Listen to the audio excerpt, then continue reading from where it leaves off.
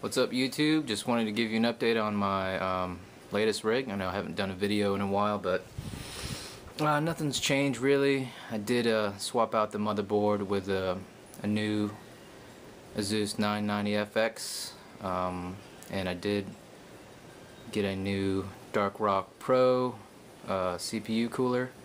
So I think those are the two major components that I did switch out. So I'm going to open up the case and give you a quick overview of what's inside. Okay, so for those of you guys that haven't seen any of my videos, I have the Silverstone RV. Let me just stop switching this tripod. Silverstone RV02. I think it's the second revision. As you can see, the hard drives bays are facing from side panel to side panel. The original model had the hard drives facing from the front of the case to the back, so all the wires and cables would be exposed right over there. And this one, it's more of a clean look. I like it opposed to the original case. Other than that, it's pretty much the same. It doesn't come with the 5 1/4 quick connect buttons or latches or whatever you want to call it, but to me it's no biggie.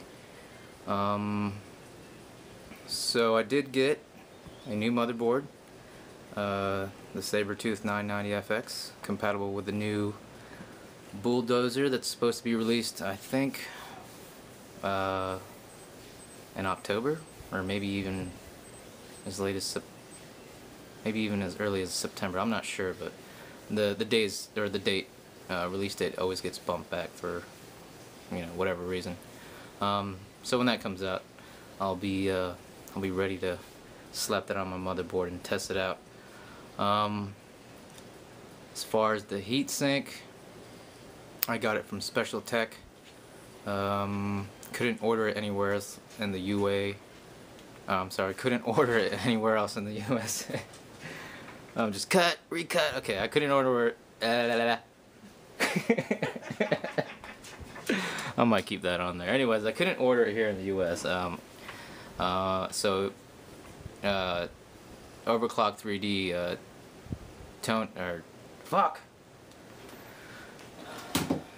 So I couldn't order this CPU heatsink in the US, but Special Tech did have some available. They had the Dark Rock Advance, which is kind of the smaller brother of the Dark Rock Pro. It has, I don't know if you could see it, let me just kind of, it has two 120mm fans in there. I think those are Silent Wing PWM fans.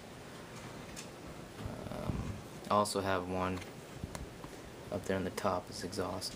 But these fans are super quiet.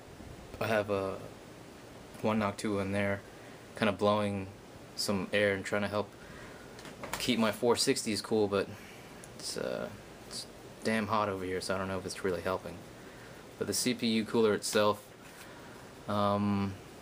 compared to my Cool It cooler, which was one of their water-cooled kits that they sold on Newegg, wasn't as efficient, so I got this one. And the temps probably dropped on 100% load, probably about, I don't know, 5 to 7 degrees.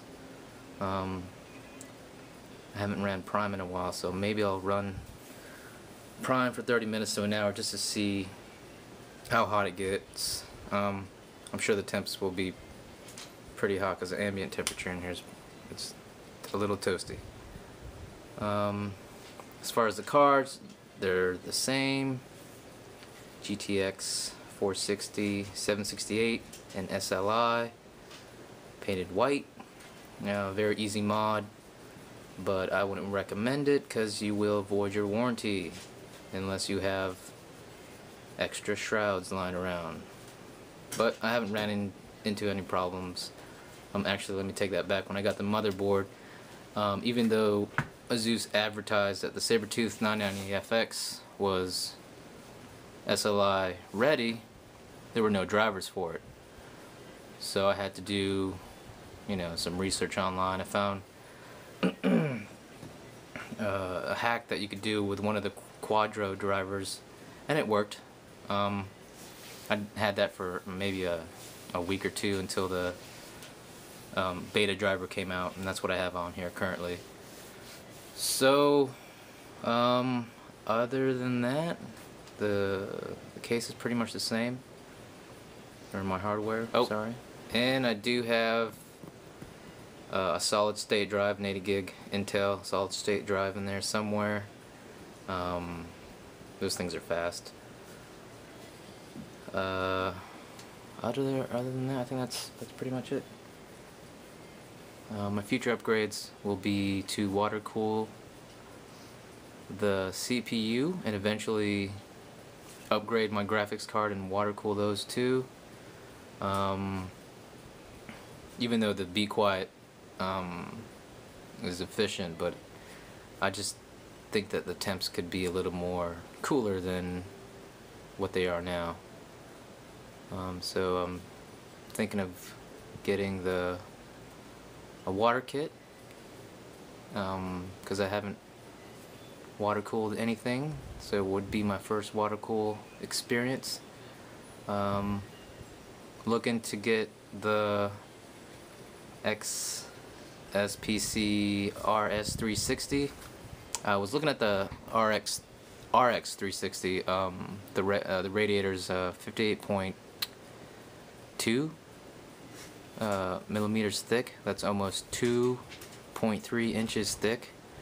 And if I were to stick that in there, it would probably, with fans coming as a, let's see, if I were to stick a set of fans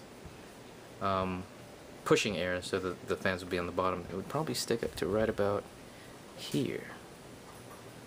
So as you can see there, I don't have any issues with clearance for now, but when I upgrade, let's say I get a GTX 570 reference card,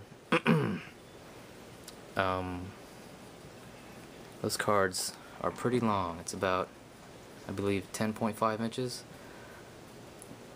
So I think I'll just go with the RS360 since they're only, I think, 35 millimeters thick, and I could do a push-pull configuration. So that's pretty much it as far as what I've upgraded. Stay tuned for the water cooling kit. I'll do an overview on that. And that's pretty much it. Thanks.